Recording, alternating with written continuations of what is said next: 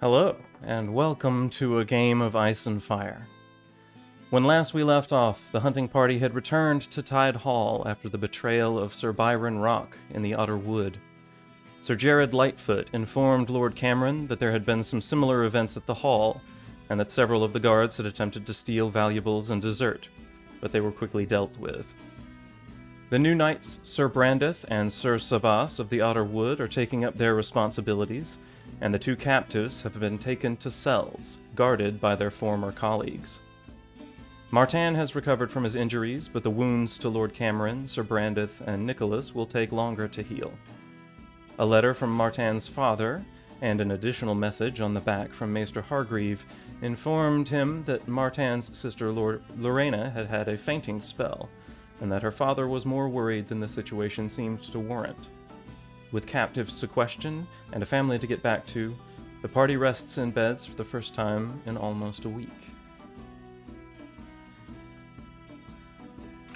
Alright, and we'll bring everybody in the next morning after you have had a night's rest and you smell bacon and eggs. Hey Drew, I stepped out. Can you I don't think we got a good night's rest. We weren't the ones that were knighted. It was Brandeth and Sabas who are now sirs. Ooh, that's still, good. We're still pretty. That's good. I think we just had regular rests. This is that ribald discourse you were all. No, it's been a month. It's getting since body we up have in here. recorded the show, And it feels good to be back. It does. It really does. Do indeed. So Most of us, anyway. well, you know. Yes, so it is the next morning. Breakfast is prepared, and you are welcome to join out in the hall whenever you're ready, unless there is anything that you want to do before you get your day started. Nothing in particular that I can think of. Out of a pretty, same old. Wakes up, throws on the old coin mail. Took a second to reattach the one coin that he'd kind of thrown in the middle of our last battle, so that it's back on and ready to be used on some other poor unsuspecting asshole. And straps on his weapons, his handful of knives and daggers and things that he carries, and pops his bandana over his head and steps out into the hall, ready to meet the day and maybe a little bit of bacon. Yeah, you definitely smell some bacon. What time of year is it, or like what is the temperament of the year? It is summer, but that doesn't really tell you month all that well. That actually gives me the information that I need to know. But if you want to exposit on the summer, yeah, it is warm outside. It hasn't rained in a while. I mean, it's early morning, so it's still warming up for the day. Probably high 60s at this point outside. So in the hall, probably a little bit warmer with the fires. So Thali's gonna get up, get ready, as he normally does, and he's gonna take a little bit of the citrusy oil that he absconded with from the chambers of Lazoros. Lazoros with an O? Lazoros. Lazoros. And he's gonna give a little waft around his nose, and then go right to the neck and smear it around a little bit and sniff it up, and head down to the mess hall or whatever for breakfast. Okay. Martan, did you have anything this morning that you wanted to do before breakfast in the hall?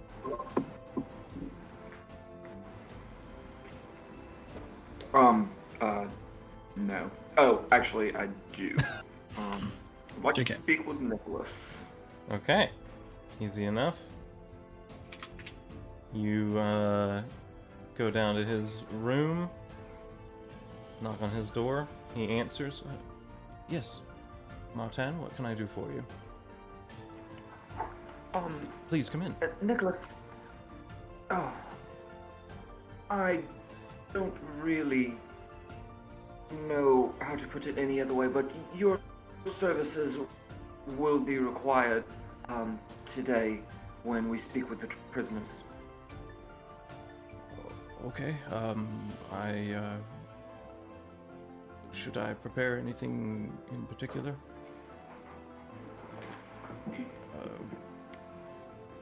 Or just to bring my normal tools? Some small,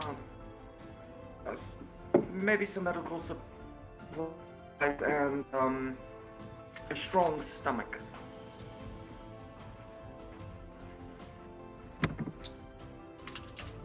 All right. Yes, Lord. Give me a few moments to collect my things. I'll see you at the table. Yes, very well. Thank you. And you see him go back to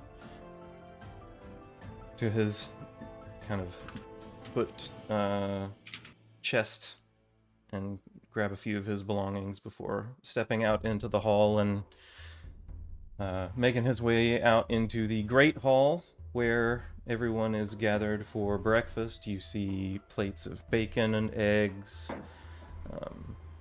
with some light beer in some mugs for you.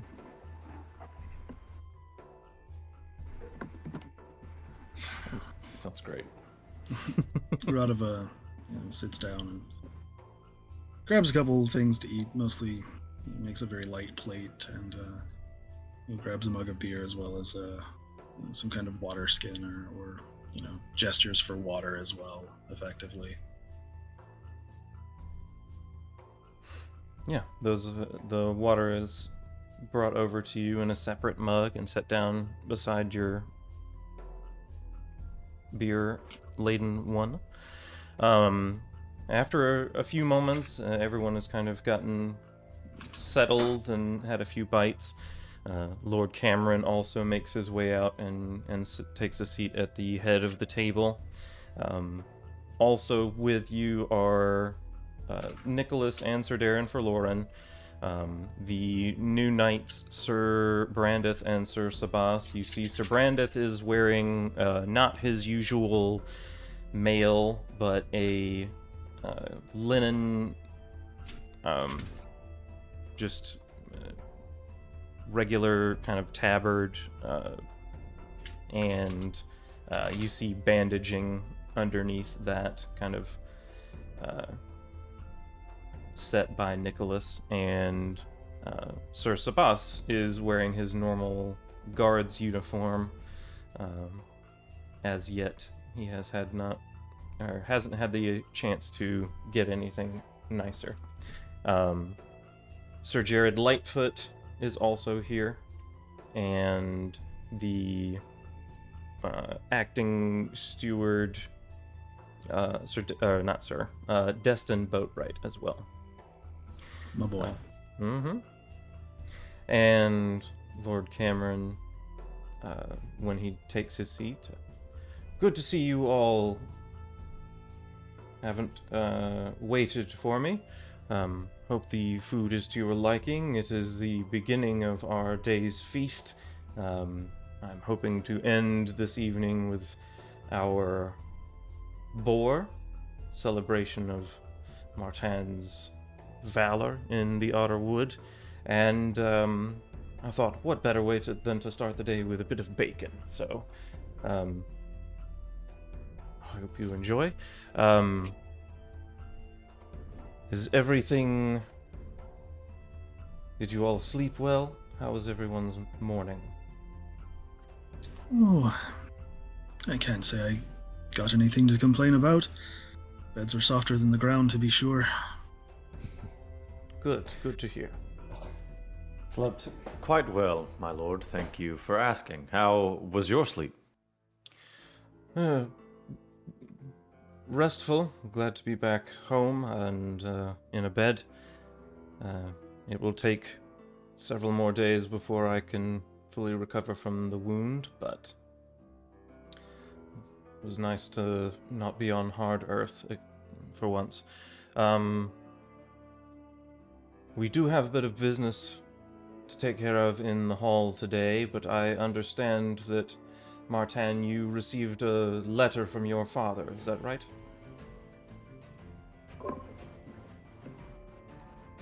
Yes, it is. But things are well. All right. Well, do you have a departure that a day that you would like to leave? I do believe we shall try to depart within a few days. However, there is business we need to attend to before we set that in stone. Yes, I have a little bit of information I would like to get out of our prisoners. Is that something that you wanted to be a part of, Martan?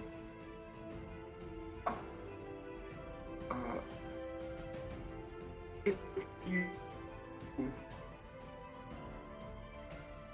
will. Oh, I think we may have lost a little bit of your voice there. I have questions, and I do believe I have a manner of obtaining answers.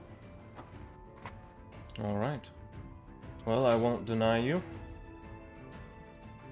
You may bring whomever you wish. We have them locked in cells on the top floor of the barracks, so we will go and visit them there. The top floor?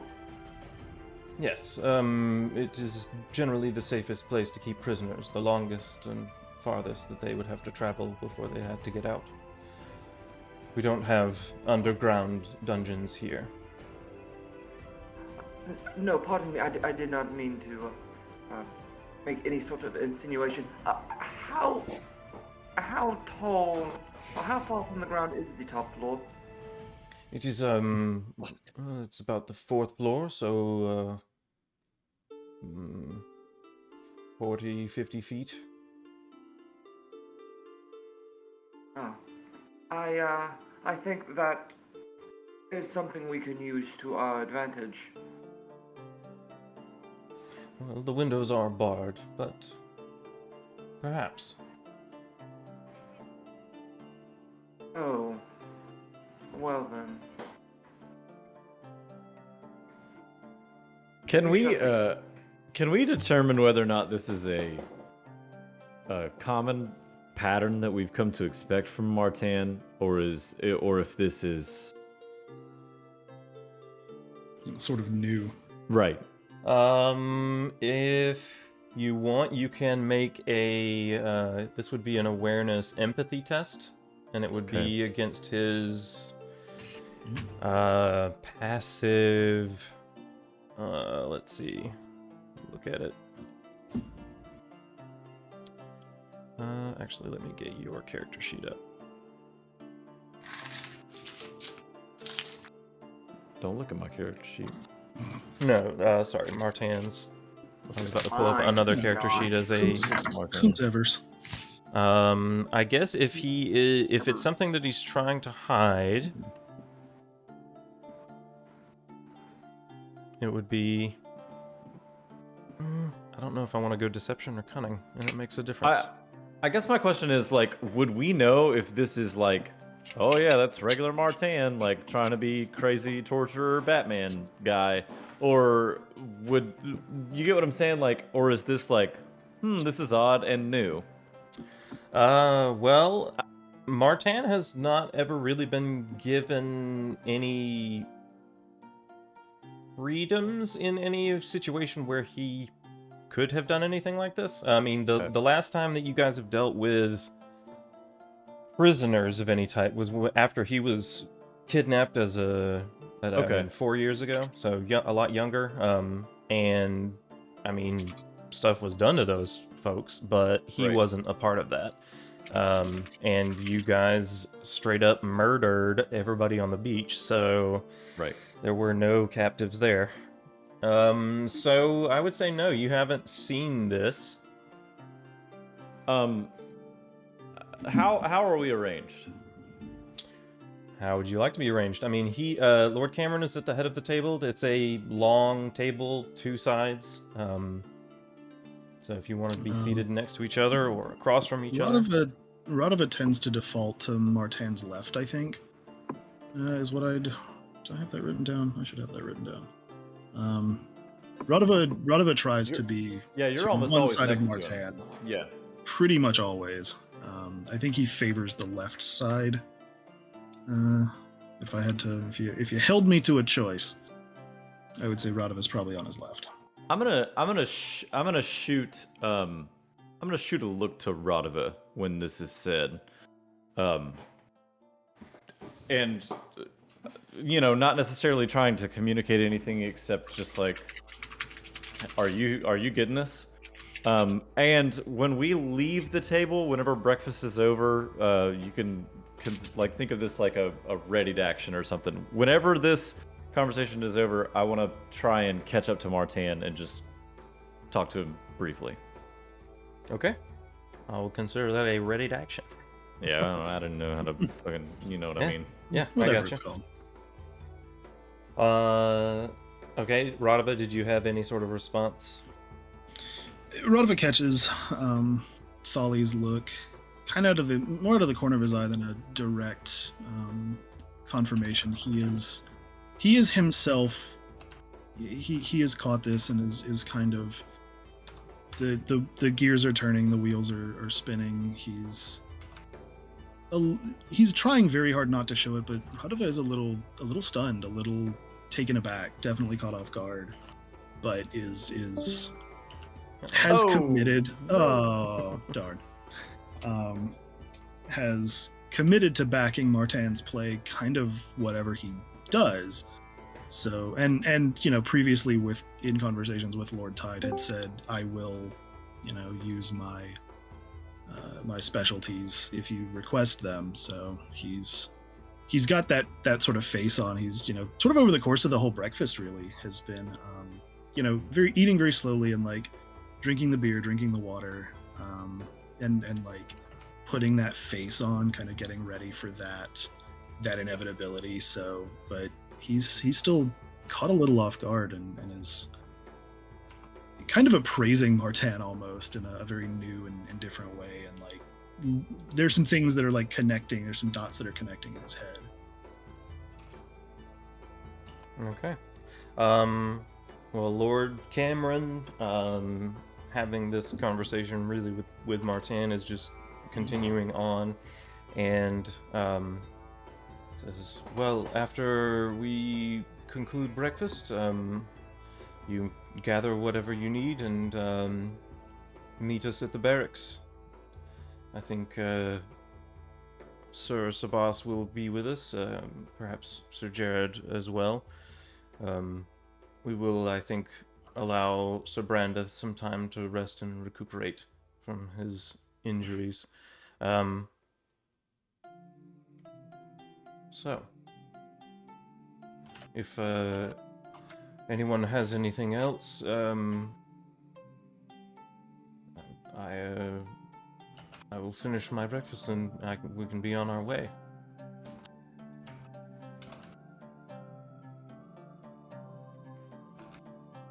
All right.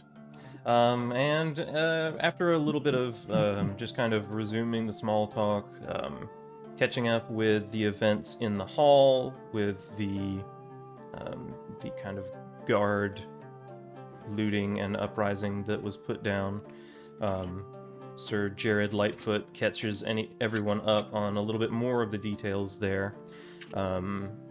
And Lord Cameron gives some instructions for Sir Brandeth and Sir Sabas on selection of the replacements for those guards, and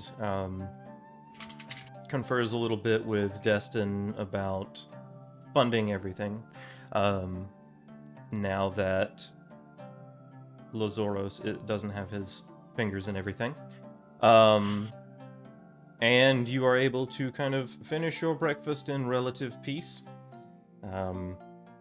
And Lord Cameron, at the end of breakfast, gets up and heads out with his advisors and kind of continues walking and talking on their way to his solar.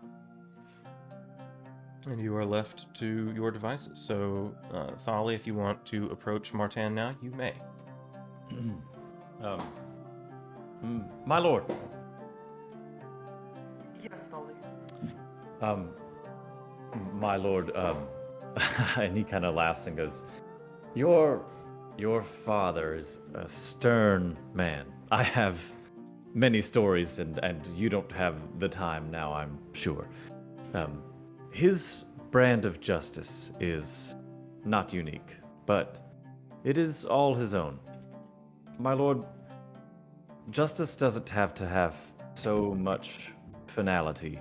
I know what you've witnessed in response to your own kidnapping, and perhaps it's what you know. Men can endure justice, learn their lesson, and keep their lives or their dignity. My lord, as always, I am your servant. I am your true arrow, and I am happy to accompany you to the prison cells if you would like. Your words are appreciated. However, these are not my prisoners. These are Lord Tyde's prisoners. Nothing will happen unless he wills it. You are right, my lord. Well, I can't say I relish the thought of beaten answers out of men such as they, but I did promise the Lord Tyde that I would make myself available if necessary, and with your go ahead, my lord, I will do what it is that is asked of me. I echo Thali's sentiments, though. If there is a way that you can trick them out of the answers Lord Tyde wants without me having to pull out all of their teeth, I would appreciate it.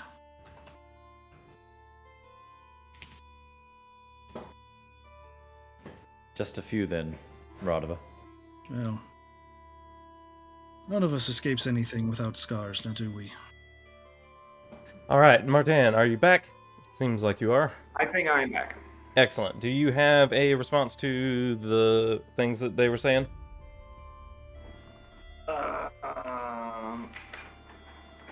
I will respond to what I definitely heard from Lava. Excellent. All right. So- We'll make it up as we go, it's fine. This is all improv anyway. Mhm. Ironhand, I would like to avoid as much unpleasantness as possible. I am going to attempt to use my wits against these prisoners as opposed to just beating answers out of them, as you put it, because I don't feel that will be the most effective way to get reliable information, nor do I think these men will actually have any useful information at all. That's a fair point. You're not wrong. A man will tell you damn near anything you want to hear if you hit him hard enough, whether it's true or not. Precisely. And I feel, or not only feel but fear, that Sir Byron Rock was the only man who had had the answers I'm searching for. I hope you're wrong, but I As do harbor I. similar feelings. Well, we'll do what we can and not much else. Okay. And at that, you are free to make your way to the barracks. Everybody good to go? Oh yeah. Okay. Barracks trip. Yeah. Does anybody notice my scent? Oh, hey, look at that. Gravy Boat gifted a tier 1 sub to you. Was I not subbed? Nope. Blessings. Oh, how awkward. He noticed your scent. Uh-huh. That's a gift sub for our citrusy Yeah, boy. He picked up on the cut of my jib. Looks Yep. like.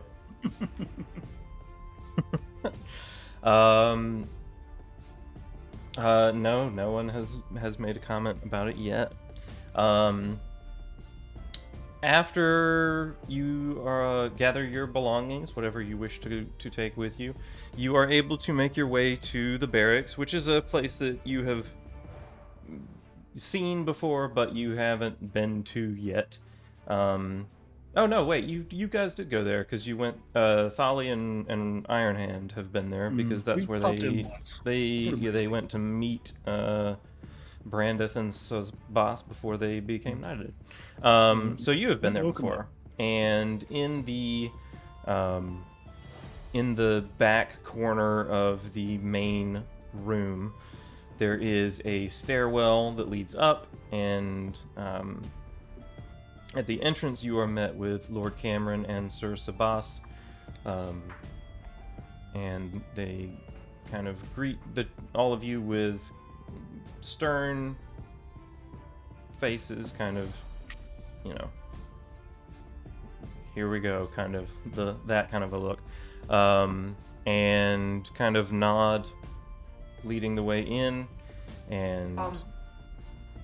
Before we enter, Lord Tyde, I do have a small request. Yes, Martan. Now, these are your prisoners, and their fates are yours to decide. However, while interrogating them, I feel best if we do not mention their potential death. If they feel there is a way for them to get out of it, I think that would be, well, that would produce more information.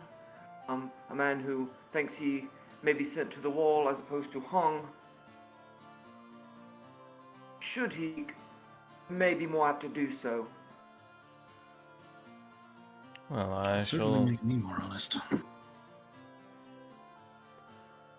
Yes, I suppose I will leave their potential fate open. At least for now, until we see what they have to say. Thank you, Lord Tyde, and as I said, their fates are yours to determine. That they are.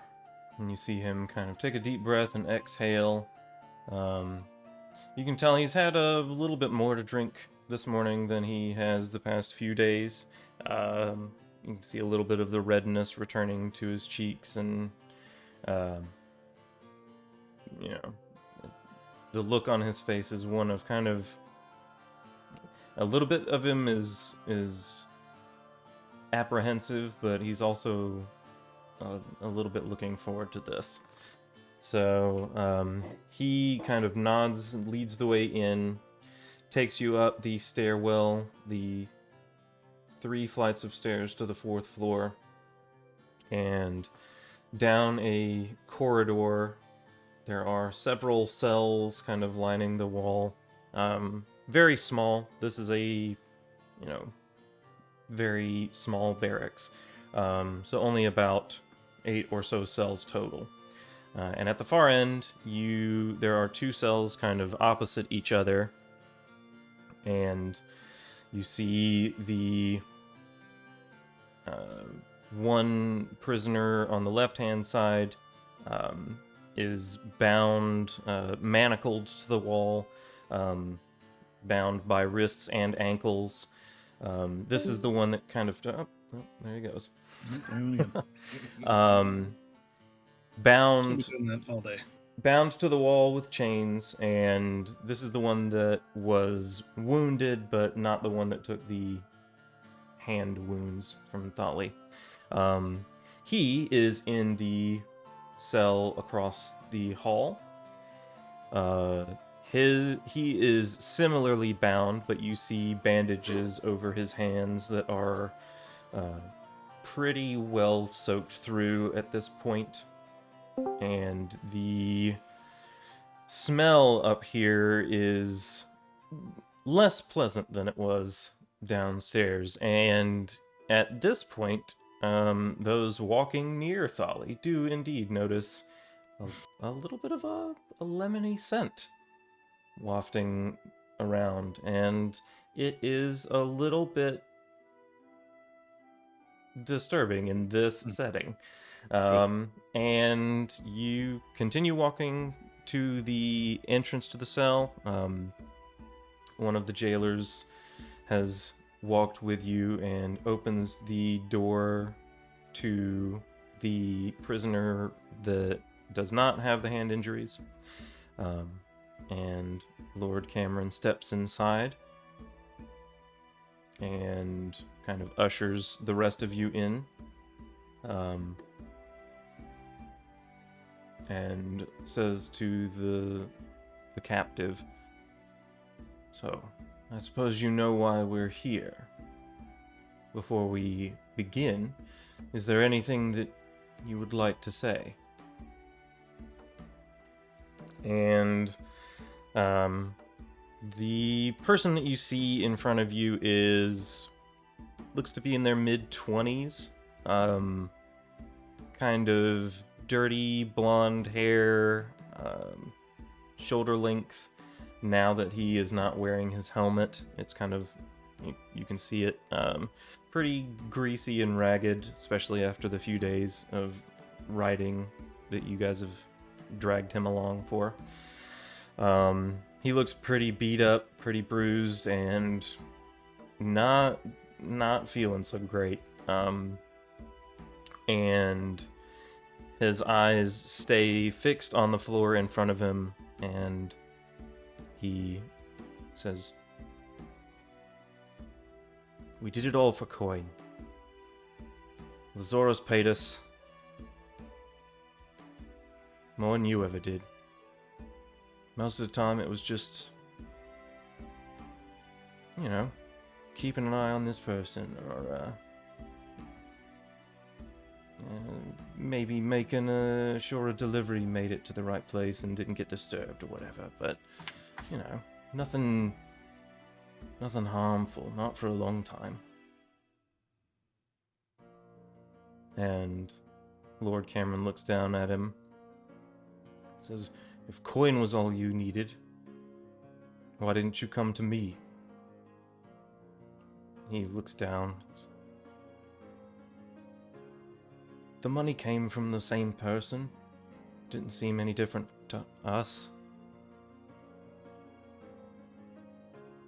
Lord Cameron looks down at him again. Says, "Do you know where he's gone?" And you see a quick glance over to the side, and he just shakes his head. Sorry, real quick. The cells are across from the hall from each other, facing each other? Yes.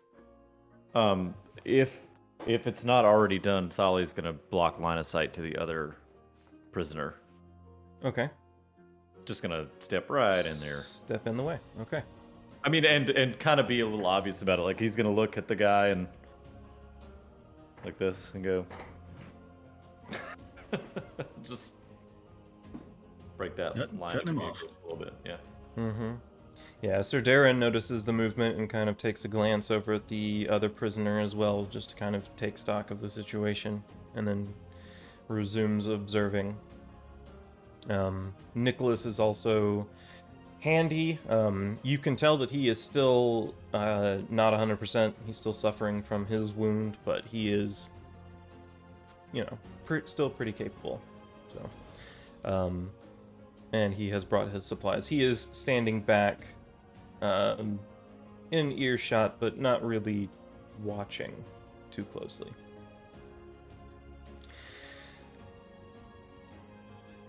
And Lord Cameron looks back down at him and says, You don't know?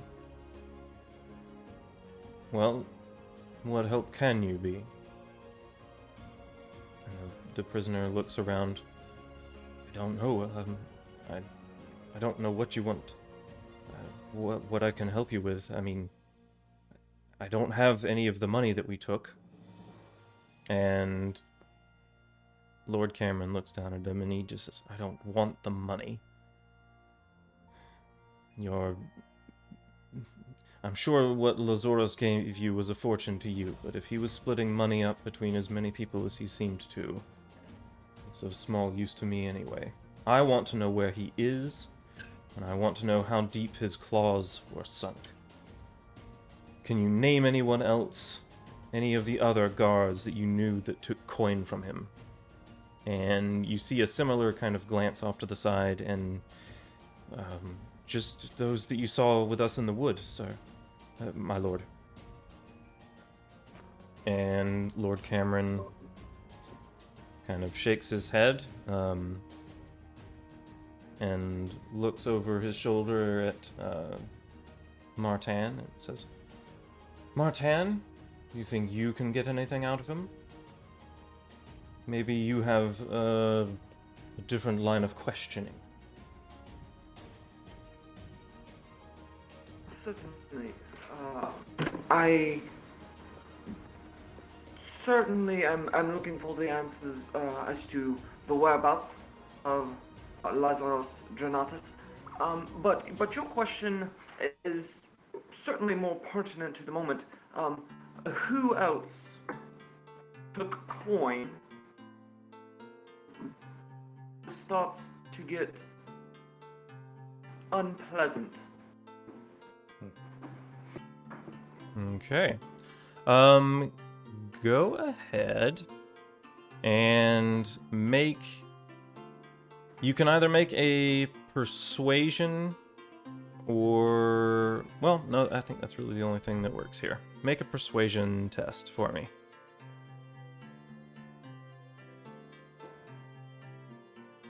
Alright, that's going to be a 10. 10. He makes that same kind of look off to the side and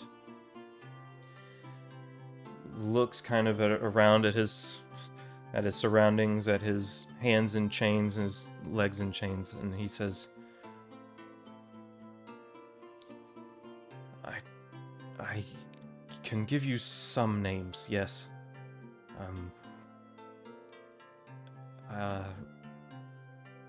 There was a man named Ras, a man named Robar. Both of them I know took coin, and he goes on and lists about 5 more guards that all start with the letter R. And Lord Cameron kind of nods and says, all right. They were not among those we saw in the wood. I will see if they were among those that Sir Jared dealt with. You are sure you don't know where he went? And before you answer, and I look over at Tholly. Tholly, step aside if you would, please. My lord. I do as he says. I saw you look at the man across the way. Nicholas, just at a glance, what could you tell me of his wounds? Do you think he'll lose the hand? Nicholas, you see kind of step up and take a look at the person that you're questioning, and then take a look over at the other captive in the cell across the hall, and says, well, I have bandaged them as best I could, but I fear some of the tendons have been severed. At the very least, he will likely not have the use of all of his fingers. If left untreated, the wounds could still mortify, and he might lose the hands entirely if it goes poorly. Ah, yes. So, I turn back to the prisoner. So think of that. Think of how much worse it could get for him if you don't answer our questions as fully as you can. Okay, make another persuasion test. This time you get a bonus dice.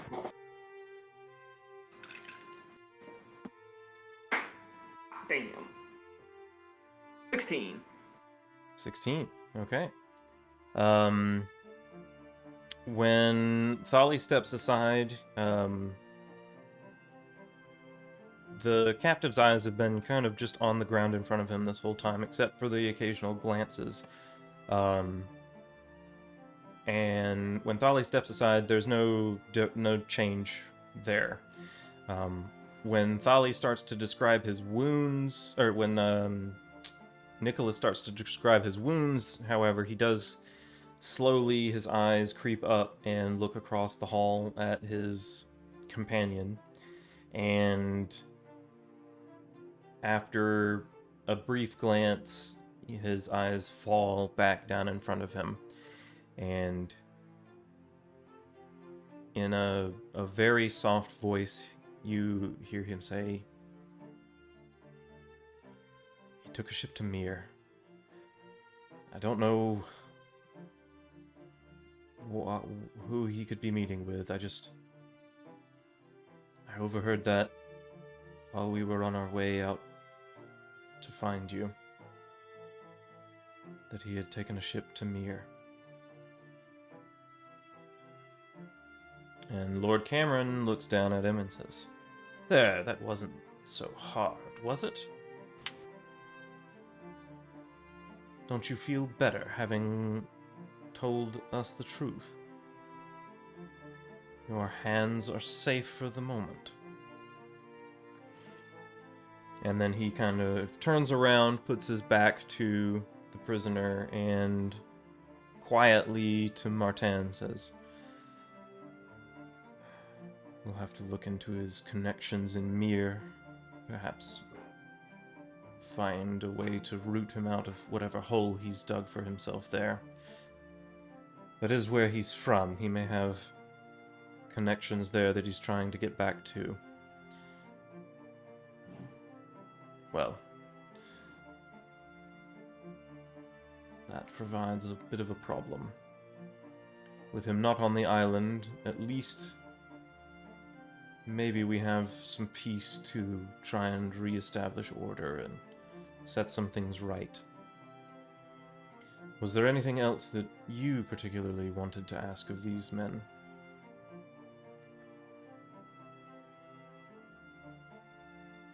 I did have maybe one or two more questions. Well then, I shall let you take the floor. And he steps outside of the doorway back out into the hallway and gives a long look at the prisoner in the cell opposite, looking at the hands that are bound, the white linen soaked with blood, and turns back around to face the other captive.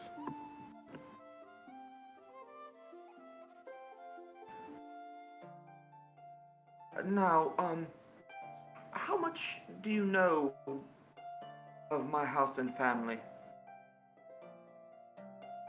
Me? I only heard stories growing up, and he kind of has a panicked look on his face, and not many kind words, my lord. But not much in the way of real information. I know you're a son of a lord from another one of the islands here.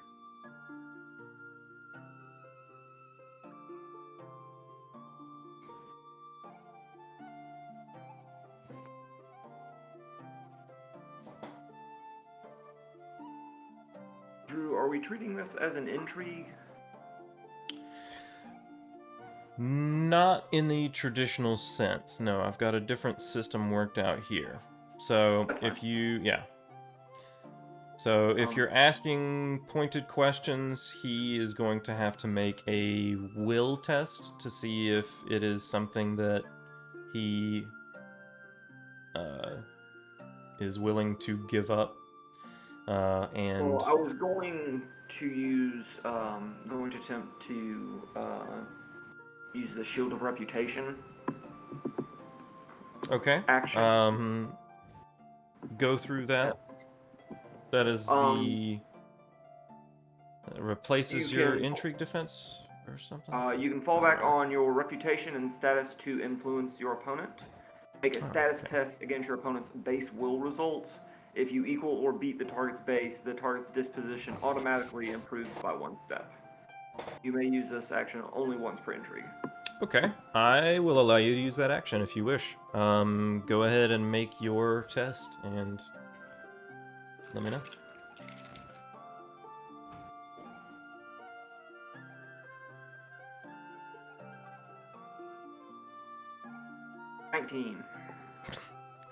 Okay, yeah, that beats it.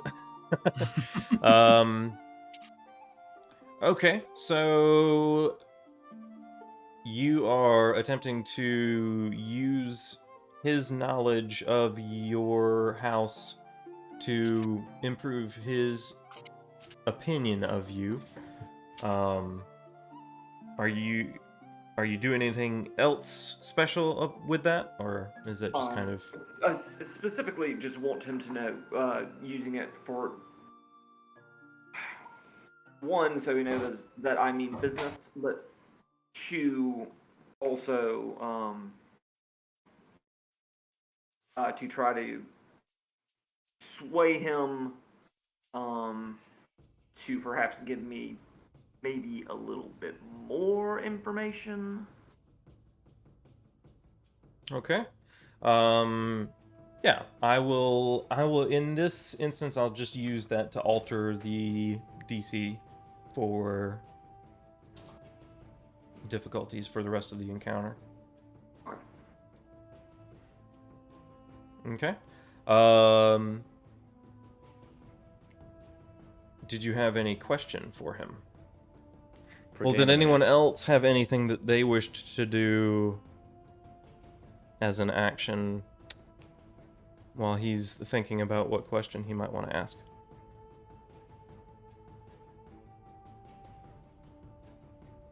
I'm just along for the ride in here. Thali will always do what he's asked, but is not. His proclivity is not torture. So, interrogation, fine, as long as we don't, So he's just doing this. Doing just peachy right now. A little bit Got of doing it. this. Like, a lot of his Just a kind of little- standing there, Is that arms crossed, looking intimidating and a little scary. right on. Right on, brother. Right on.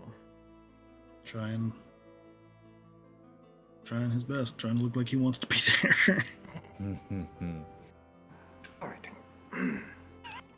So, where did you hear that he was on a ship to Mir and another question? What was Sirach to do after? Well, presumably you murdered us.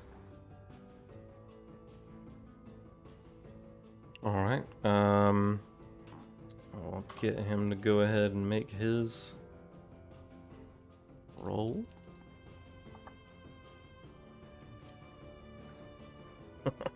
Okay. He without hesitating this time, he just says, "It was being discussed when we were at camp along the road to the Otter Wood. Just one of the other men mentioned that Lazoros was going to be returning home to Mir. As for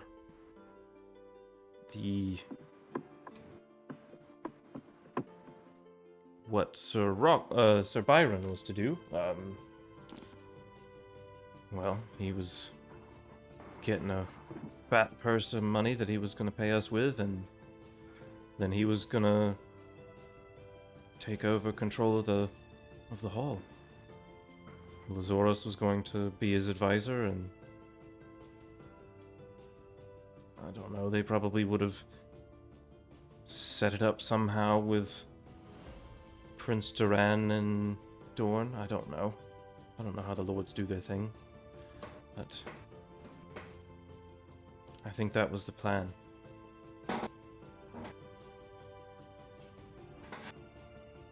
And you can tell that I've landed on an accent with this guy. Yeah, And It's true. solid style. and what about those here at the keep? What were to have happened to, say, Dustin Boatwright? Well, if he played along, sure you'd have been allowed to live just like the rest of them. The rest of whom? The people in the in the hall. Those that work here. If everyone else just goes about their daily lives, not much would have changed. The rule would have changed. Not much else. I guess, let me ask a little more pointedly. Who else would have absolutely been murdered should Sir Rock have been successful? Anyone who had a problem with it. As it seems, it probably would have been Sir Jared. Some of the other guards, but well,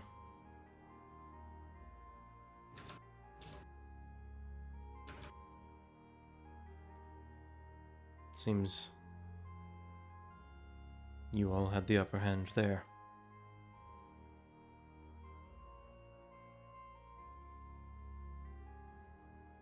Yes, so it would appear.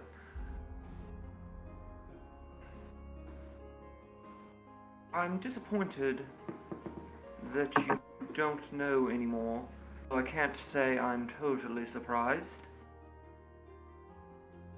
Now, are you certain there's nothing you've forgotten?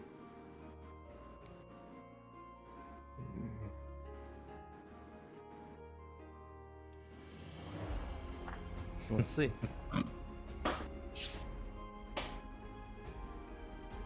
Took me a second to realize you were rolling a die and not just making a jerk off motion. Oh, yeah. I guess that's important to should specify that for everyone watching. Just rolling some dice. He's just really sick of this interrogation. He's like, Right. "Bleh, Yeah. get out of here. Rodiva, take one of his fingers. Yes. No, wait, I'm sorry. He No, not that finger. he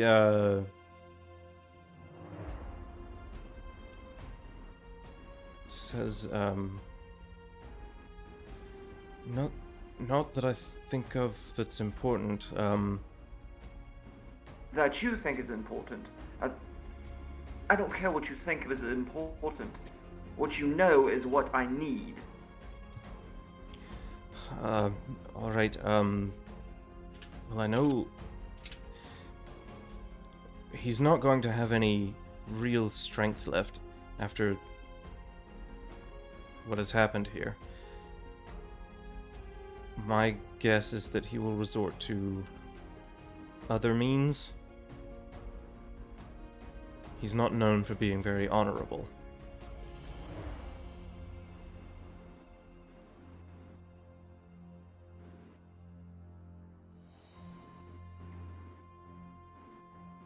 And by he, you mean Lazoros. Lazoros, okay. Well,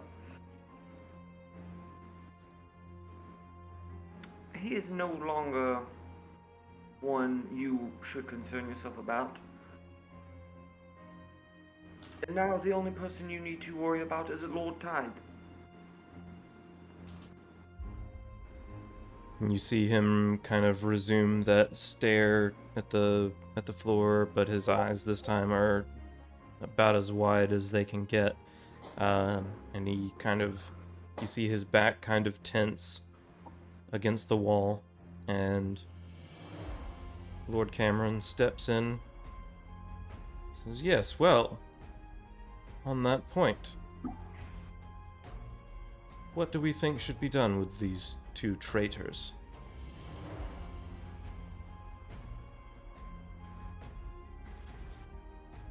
Should we hang them from the battlements?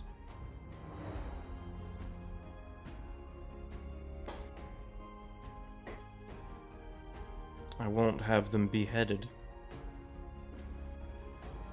I won't give the traitors a clean death.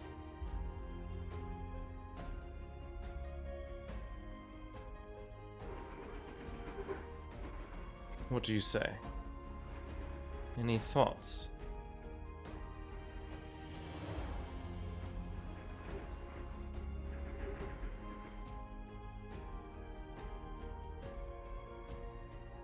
No? Personally, Lord Tyde, and I kind of glance over at the other cell.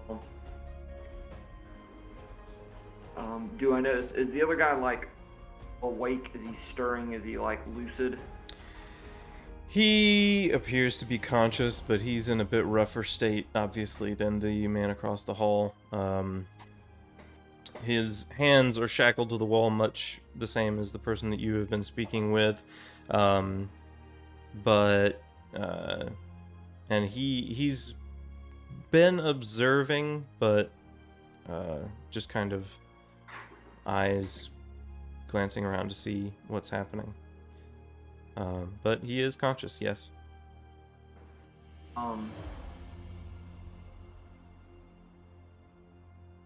You over there.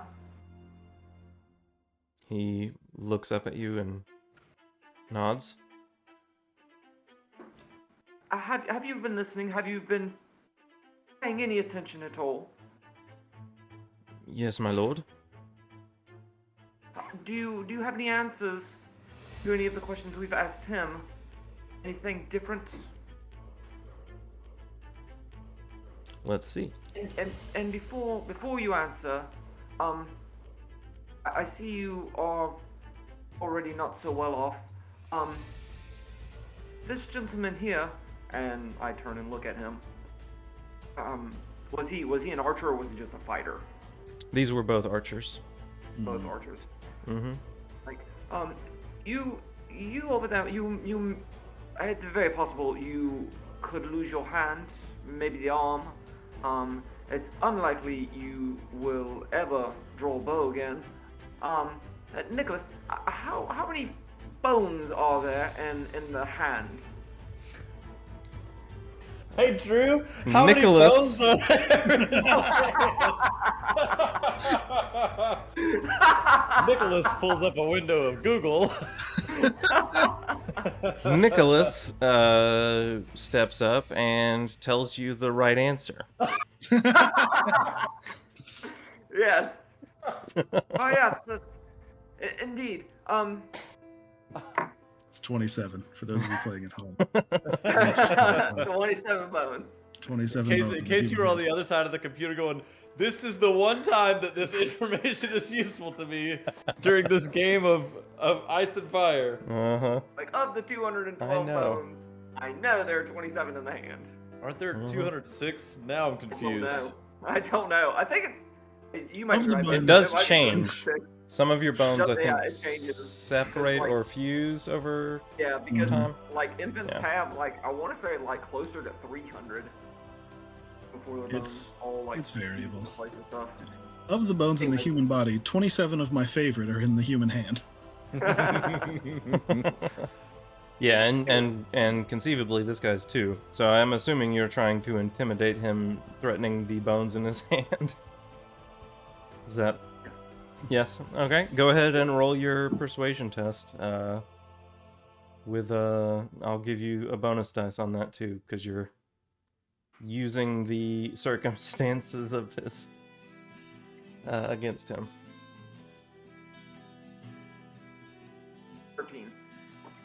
13.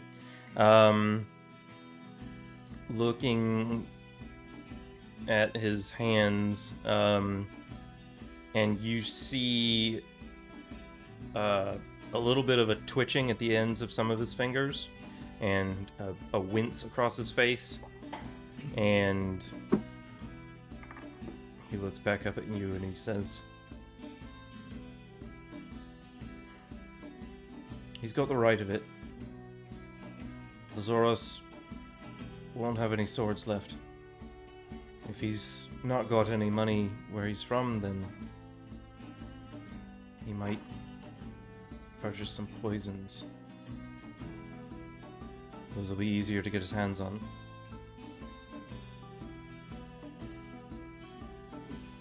The East is crawling with him.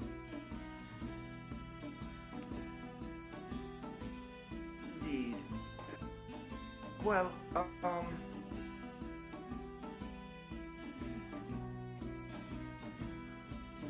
look over at the guys like, well, I'm sorry,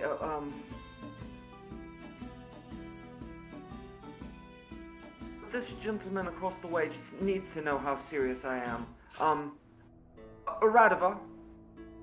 Aye. Middle finger, please. You have your dagger. Don't take it off. Just smash it, just as hard as you can. Radova smiles and reaches for the dagger, but instead pulls his hand away from the knife, closes the metal gauntleted fist, draws back, and slams it into this man's middle finger, crushing it against the wall. As he sees you approach, you see a worried look on his face. You see him scramble against the back of the cell.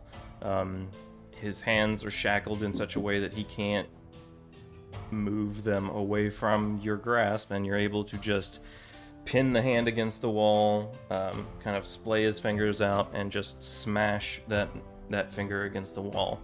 I am going to effectively make him take an injury for that, so he is reduced by, or all of his future tests are going to be reduced by 1 as a result of that injury. He's already wounded, so he's already been taking penalties because of that, so you have effectively made him a little bit more easy to get information out of, should you wish to. I mean, you've also just made him worse at everything, so. Mostly finger dexterity. And when you do, he lets out a shriek of pain. You feel the bones crunch underneath your gauntleted fist, and when you pull away, the fingers kind of collapse in a little bit, and his hand falls limp on the end of the chain hanging from the wall, and he tries to grasp it with his other hand, but the chain won't reach far enough, so he is left kind of on the floor trying to reach one hand with his other hand, just screaming in pain, and you can tell that the sound is carrying throughout the barracks at this point. The other prisoner across the hall is pointedly averting his gaze. So, you over there, you can, I guess, see now that you are in a bad spot, but it can get much worse. And I turn around and look at the guy in agony and like, And you now know that firsthand how much worse it can get. I don't believe Lord Tyde will stop us. But I don't wish to do any more harm. So I will ask one more time, is there anything that you know that you have not said?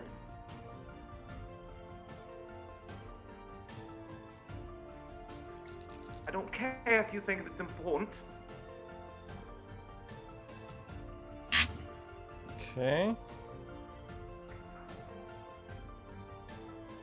He is still reeling in pain, but is trying to focus on what is being asked of him.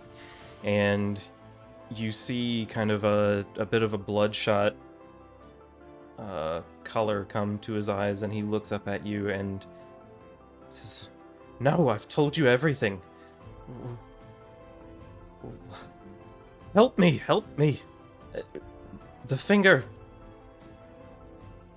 And he continues screaming. It wanes a little bit, but and in just with your passive awareness, Radava, looks like he's said everything he knows to say. Anything that he thinks might possibly be of value. Thali's gonna lean over to Martan and say, "What of Lazoros' endgame?"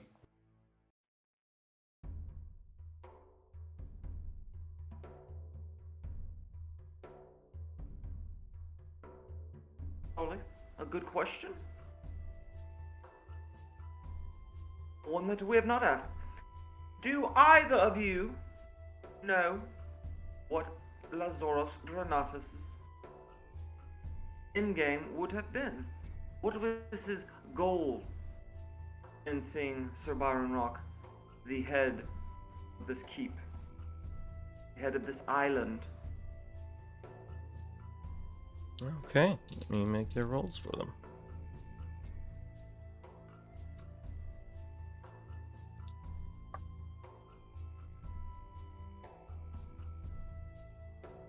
Okay.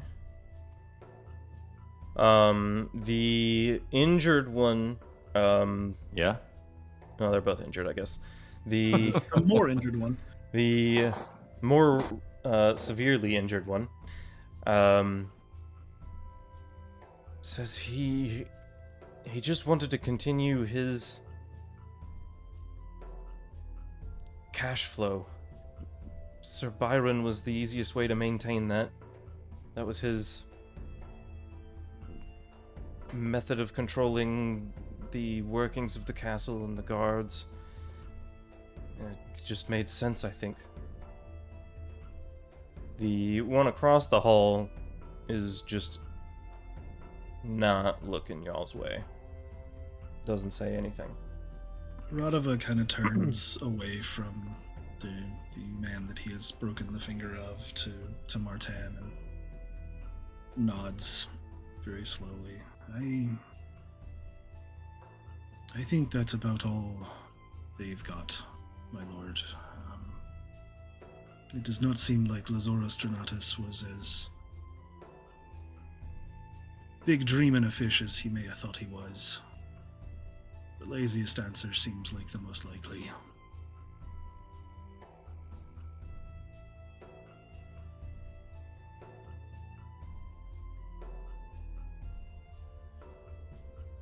Well, good news, gentlemen. My man, Iron Hand here, is most perceptive and does not believe that you have any more answers for me.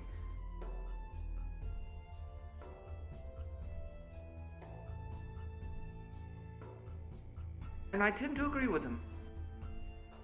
I would be surprised if you know more than you do. So, we shall no longer add to your problems. Lord Tyde, they are your prisoners. My prisoners, yes. Traitors, the two of them. But I don't think they have told a lie. That's got to be worth something.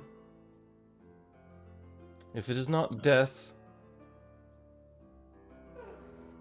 what should their sentence be? If I may step out of my place for but a moment. Bleeding heart that I am, and sorry to see young men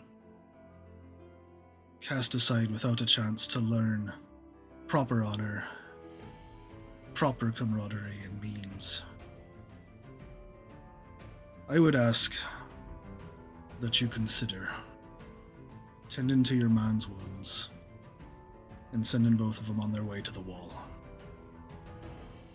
They may not make the trip, but I think their failures would be better served as a lesson rather than a reason of execution or break-in. Lord Cameron looks at you, says, "That seems a fair exchange. What do the two of you think? Live out your life on the wall, exonerated from your crimes, but never allowed to leave? And the one that is, that has the broken hands, quickly says, gladly, please, just help me with the hand." And the other one finally looks up over at his comrade, at his hands, the blood smeared on the wall, and just nods. There then, it's settled. We'll send them on the next ship north, in chains, until they make it to the wall. I thank you for your graciousness, Lord Tyde. While it is still a punishment, I think it far better and more fitting for them to be given something like a second chance to learn what honor they may have forgotten.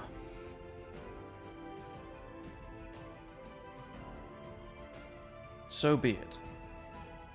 And he takes one last look at the two prisoners and looks over at Nicholas and says, "Nicholas, I am afraid I may have to request your aid once again. Would you please see to our man's wounds, see that the bandages are changed, and see to his care for as long as you are here, if I may be so bold as to request that.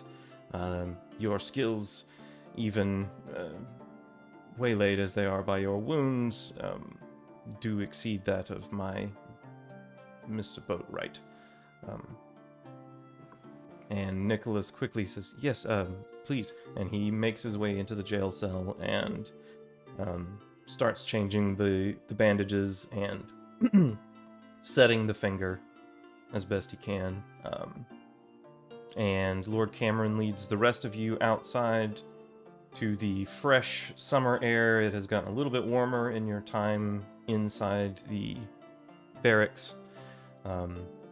Before he walks out, Radova kind of cools his heels as everybody else is being let out.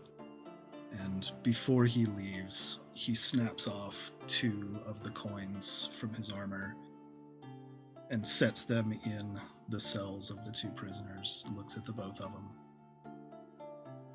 Do not squander your second chance. You will not get another. Not on that wall, and not from anybody here. And leaves with the others. Okay. Yeah. You are all able to make your way down the stairwell and out like I said, to the fresh summer air after the stale environment in the jail cells. Thali, your lemony smell is much more appreciated out here. That's so And all of you feel a lot more refreshed stepping outside again. And Lord Cameron says, I have matters of the house to see to this afternoon, but if all of you would be so kind as to join us this evening for a bit of a feast, I would like to see you off in what manner I can. You are, of course, welcome to stay as long as you wish, but I do want us to enjoy this boar before it spoils. So, we will be enjoying that this evening, so... but for this afternoon, I will leave you to your own devices. Thank you for your aid, and I will see you at dinner.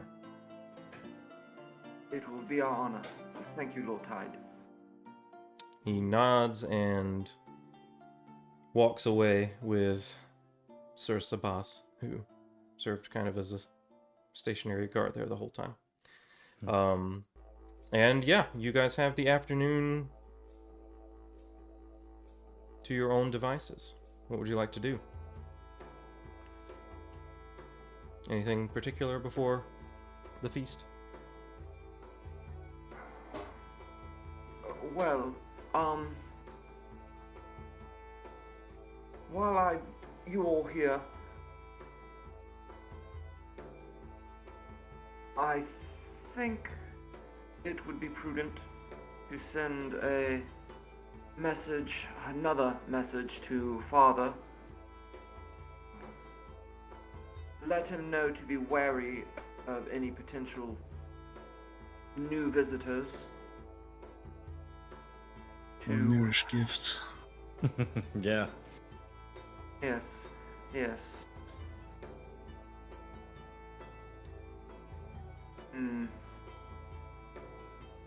It does trouble me. Aye, well, with any luck, our man Lazoros will be on the run and biding his time for some months at the very least, and some years on that. So, if we're not, then you have made your first somewhat powerful enemy, my lord. Yes, I would not like to have that snake in the grass around any longer than I can. His head must be crushed, and we shall see about a manner in doing so. I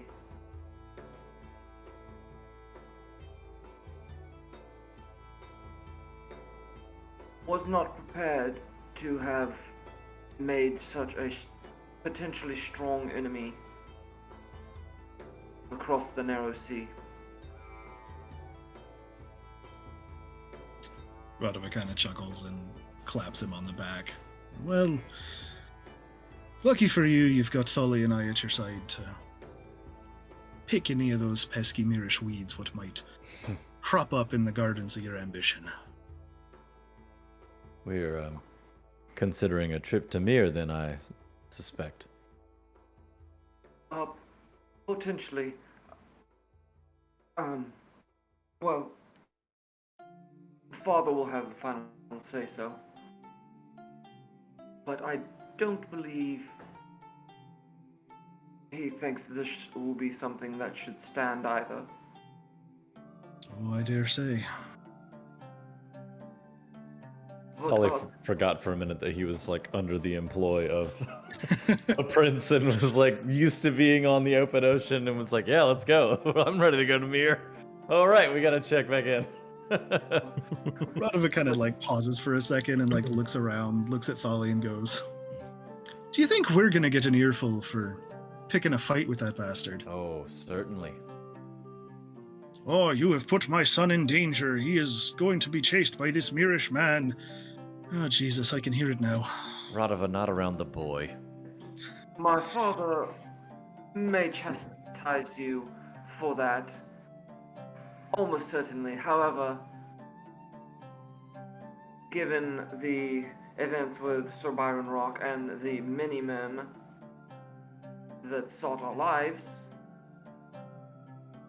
I do believe he'll be gracious. Just a bit. But Tholi, thank you for making me aware of a question I had not thought of. And Radova, it is not the worst you've done for me, but I appreciate the obedience. I'm happy to do what is necessary when it is necessary. And I know that you have a good enough head on your shoulders to pick those things out when we need them. Yes, still, I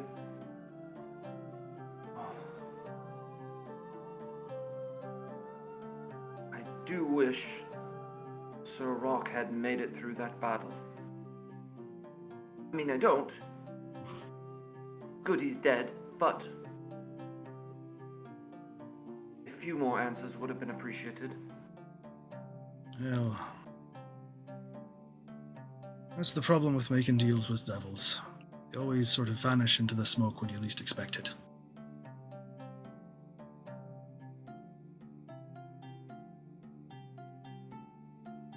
All right. Yes, Was there anything else before we go to the feast? Sounded like you had a message that you wanted to send home. If you wanted to take care of wording that, you can do that. Nicholas has got, I think you have sent home 2 letters at this point. So I think you've got 1 left. So this will be the last one. And this one's gonna be a chain letter. You gotta write it to 10. You gotta write it to 10 friends. Send 10 ravens to your closest friends. Yeah. Otherwise, bad luck will befall your house. That's right. Your crops will wither, your peasants will revolt. Yeah, so what would you like this message to say?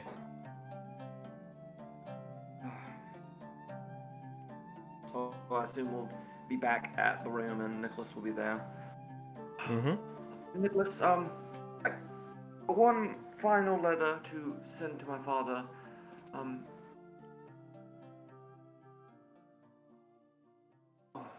I'd not have him worry, but he does need to know. Oh my goodness. Nicholas, tell my father that I have potentially made a formidable foe in a one Lazoros Drennatis. He has fled to Mir,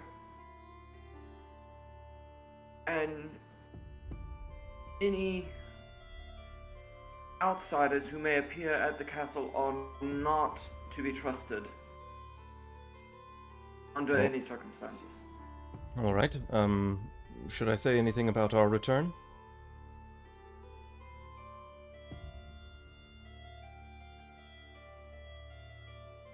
I believe the sooner we depart, the better. I don't disagree. Well, perhaps we should, on the morrow, a couple of days? What do we think? I packed light. As did I. And I think I've used a good bit of the supplies that I brought. On the morrow it is then. I would like to have a taste of that boar you killed. Oh, yes. Well, we're certainly going to enjoy the spoils of my hunting prowess.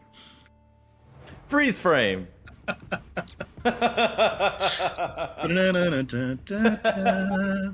Sir Darren Verloren immediately busts out laughing, and that's when the commercial break cuts. And when we come back, we're at the feast. No, you guys have the rest of the afternoon. You take it, just relaxing in the hall. You know, just catching up with Sir Brandeth and Sir Sabas, and seeing what their new duties are. Going and see their new quarters. They tell you about how they're going to lay it out, all that good stuff. And in the evening, you are in your rooms, and you smell the boar as it is brought in to the main hall, and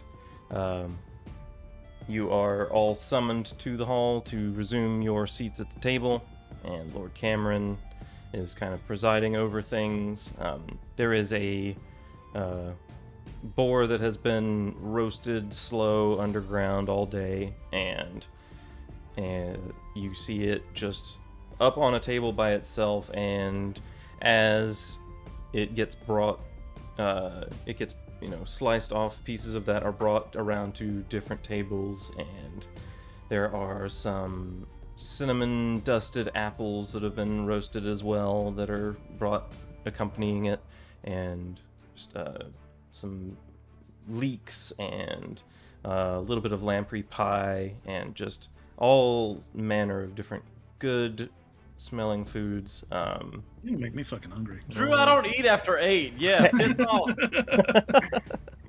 Important question. Does the boar have an apple in its mouth? It does. A cinnamon dusted apple. Mm-hmm. It's a vital question, and that was an excellent answer. Mm-hmm. Popcorn.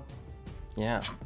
And the feast itself is a very jovial event. There is music playing. There are some acrobats that are performing in the hall, and conversation is pleasant. Drinks are being passed around. It is just a pleasant all-around evening, and especially after the events of the day and the week and the past little bit. And say the least. As kind of the meal is, everyone has kind of gotten their fill. The drinks are still being poured, of course, but everybody seems to be kind of drawing to a close of the meal. Lord Cameron steps up and says, our guests have been with us only the better part of a week at this point, but they have shown themselves true friends to our house, and I think an extension of gratitude is deserved to all of those who have helped us in our time of need and rid us of this cancer.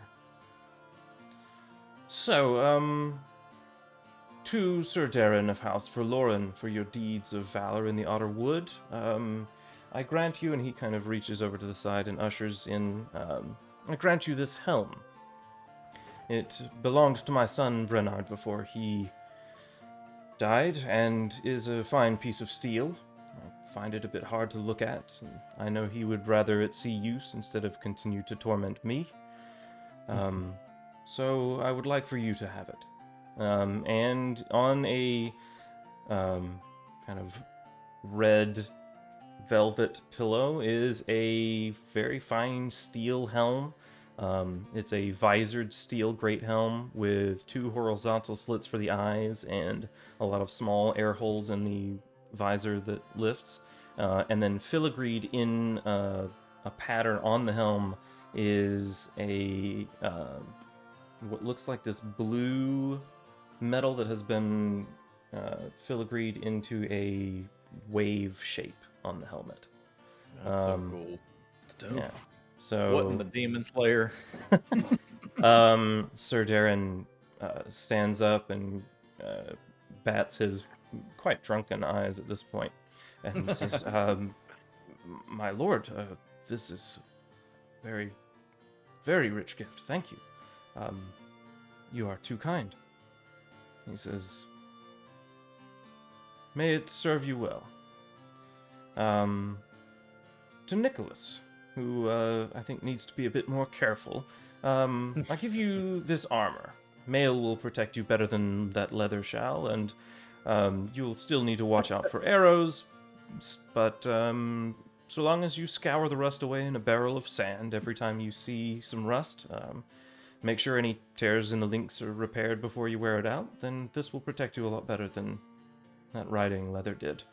So please, take this as my gift to you. And Nicholas, still bandaged from his wound,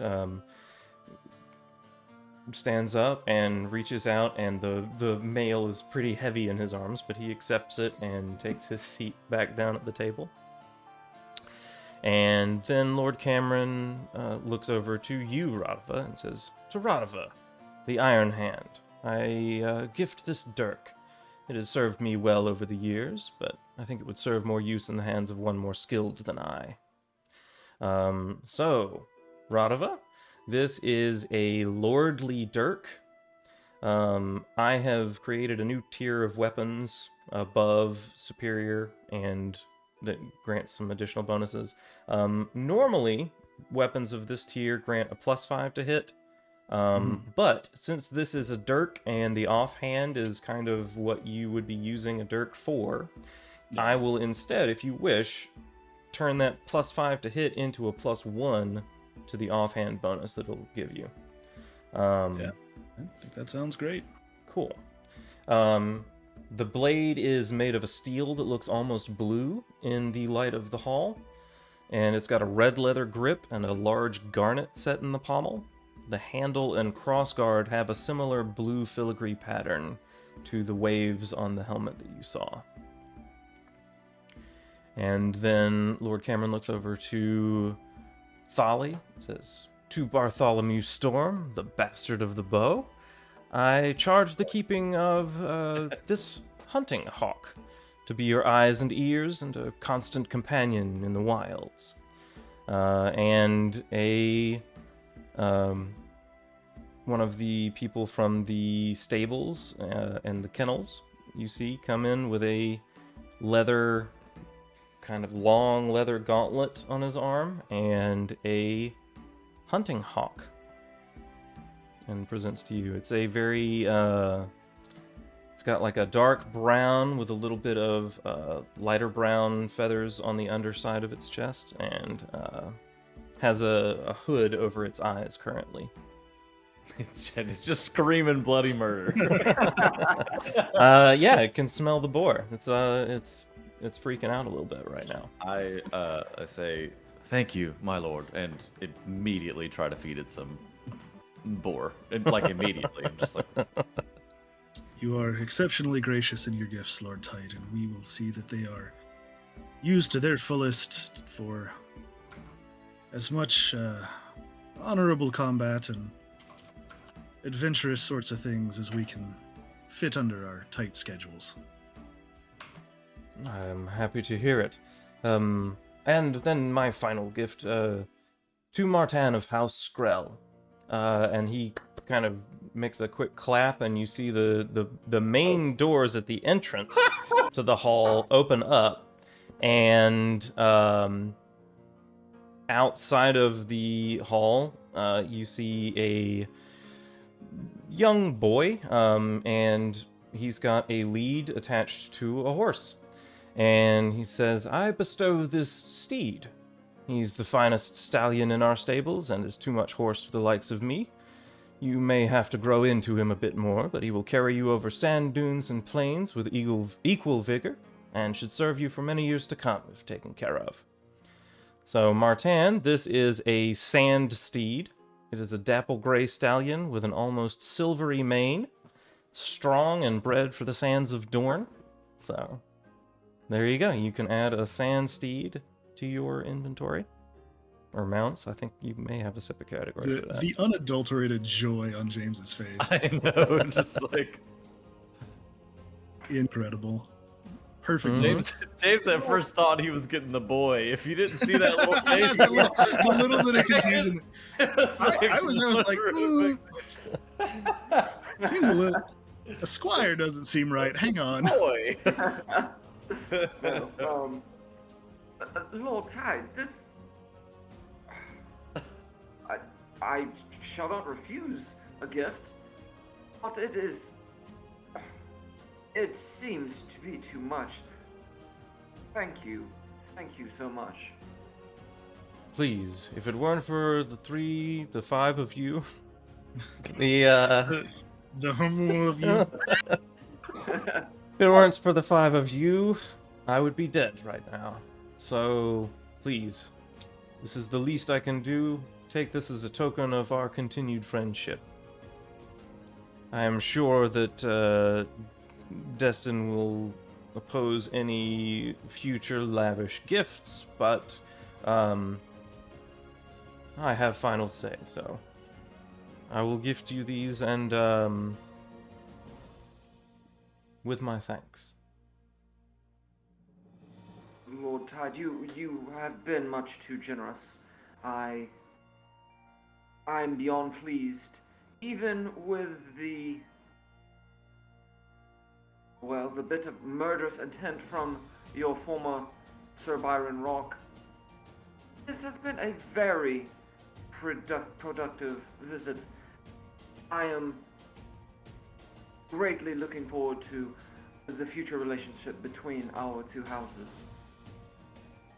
As am I. As am I. Well, that is worth a toast, isn't it?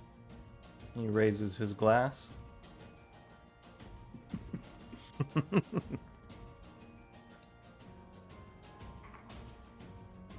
To friends across the narrow sea. You're here. I can't ask for more than that.